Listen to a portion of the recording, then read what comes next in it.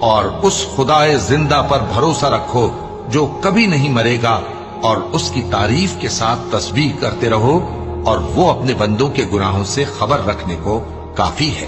وہی جس نے آسمانوں اور زمین کو اور جو کچھ ان دونوں کے درمیان ہے 6 دن میں پیدا کیا، پھر عرش پر جلوہ افروز ہوا۔ وہ جو رحمان یعنی بڑا مہربان ہے، تو اس کا حال کسی باخبر سے دریافت کر لو۔